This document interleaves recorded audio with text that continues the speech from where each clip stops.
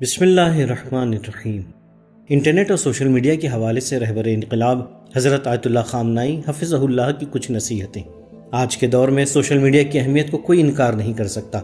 इसकी अहमियत के बारे में आयतुल्लाह ख़ामनाई हफ़िज़हुल्लाह फरमाते हैं कि अगर मैं आज इस जिम्मेदारी पर न होता तो नेशनल सोशल मीडिया कमेटी का सदर होता। आज हमें ये वाज़ेह तौर पर देखने को मिलता है कि सोशल मीडिया ने हमारी ज़िंदगी के कई शोबों पर असरअंदाज होना शुरू कर दिया है।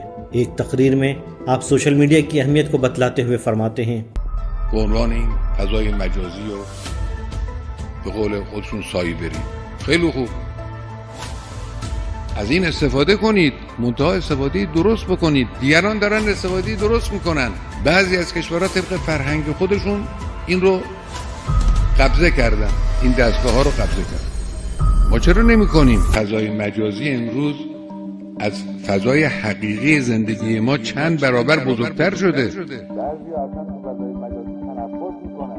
بعضیا اصلا تو فضای مجازی تنفس میکنن. فضای مجازی چیز خوبی است، فرصتی است، اما کافی نیست.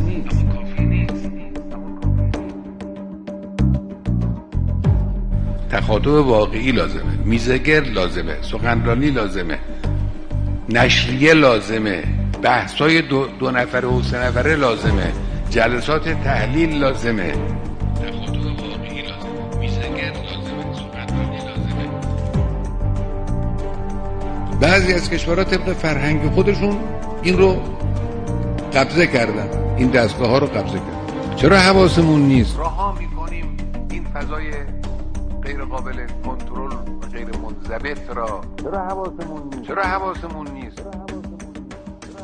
क्योंकि सोशल मीडिया में सिर्फ अच्छे अफकार नहीं बल्कि हक और बातिल दोनों के होने का इम्कान है, इसलिए ज़रूरी है कि इसके इस्तेमाल में हमें ख़ास ख्याल रखना चाहिए।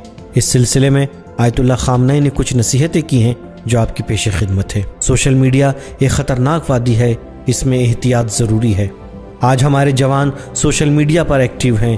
तवज्जो रहे कि यहाँ ख़तरनाक खाई है। कोई ये नहीं कह सकता कि आप हाईवे ना बनाएं। अगर आपको किसी जगह पर सड़क की ज़रूरत हो तो आप सड़क बनाएं, हाईवे बनाएं, लेकिन ख्याल रहे कि जहाँ पर खाई में गिरने का इम्कान पाया जाता है वहाँ ज़रूरी एहतियात का भी ख्याल रखें। रास्तों को बंद कर देना कमअक्ली की निशानी है। इससे फ़ायदा उठाएं, लेकिन सही और सालिम फ़ायदा। एक दूसरी जगह पर आप फरमाते हैं, एहतियात करें कि सोशल मीडिया में आप डूब न जाएं। सोशल मीडिया का इस्तेमाल अगर इंसान सही से करे तो ठीक है, लेकिन अगर डूब जाए तो यह सही नहीं है। बहुत ख़तरनाक जगह है, बहुत एहतियात की ज़रूरत है। सोशल मीडिया पर एक्टिव रहना क्यों ज़रूरी है? आयतुल्लाह ख़ामनाई इस सिलसिले में फरमाते हैं, आज आप देखेंगे कि हर जवान के हाथों में टैबलेट है और हर लम्हा ये इम्कान पाया जाता है कि वो मुनहरिफ फ़िक्रों का शिकार हो जाए। अब यहाँ पर आप इस रुख से भी देखिए कि ऐसी हालत में आप क्या रोल अदा कर सकते हैं। मेरी नज़र में ये जदीद वसाइल मौका भी है और ख़तरा भी। मौका दो लिहाज से और ख़तरा एक लिहाज से। ख़तरा ये है, मुमकिन है ये मुनहरिफ फ़िक्रें और शुबहात जवानों पर अपना असर छोड़ दें, लेकिन दो लिहाज से मौका और अपॉर्चुनिटी भी है। पहले ये कि आपको भी पता चलेगा आज हमारे जवान किस तरह के शुबहे और फ़िक्रों से दो चार हैं। ख़ुद उनके मसाइल को जानना भी सबसे बड़ी नेमत है। दूसरे ये कि आप इन्हीं वसाइल के ज़रिए उनके सवालात का जवाब दे सकते हैं। सोशल मीडिया पर एक्टिव रहने का मकसद क्या हो? आज सोशल मीडिया एक अपॉर्चुनिटी है। दुश्मन इसका इस्तेमाल अपने फ़ायदे के लिए कर रहा है, लेकिन आप जवानों से मेरी दरख्वास्त है कि इसका इस्तेमाल उम्मीद अता करने, सब्र की तलकीन करने, हक़ की सिफारिश और बसीरत में इजाफे के लिए करना चाहिए। इस प्लेटफॉर्म के ज़रिए एक दूसरे को न थकने, सुस्ती न करने और बेकार न बैठने की सिफारिश करें। इसके अलावा अपनी एक तकरीर में आप फरमाते हैं, از جمله کارهایی که مردم میتوانند انجام بدن مواجهه و مقابله با شایعه سازی دشمنه. امروز یکی از شگردهای فعال دشمن شایعه سازی است. مردم رو مضطرب کنن، مردم رو با هم مخالفت کنن، علیه این و اون تهمت بزنن، مردم رو به جان یکدیگر بیاندازن که البته چنین اتفاقی نمیافتد به توفیق الهی، اما اونا قصدشون اینه. مردم باید هوشیار باشن، متوجه باشن، مردم رو به مواجهه با انقلاب، با نظام دعوت میکنند با کمال وقاحت این مردمی که نظام متکی به اونهاست.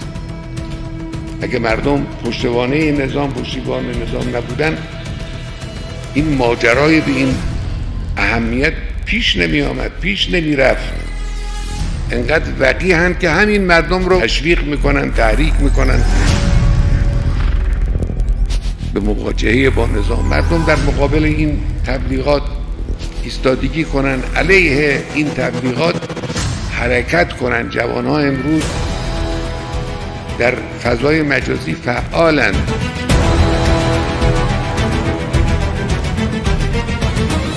فضای مجازی میتواند ابزاری باشد برای زدن توی دهن دشمنان.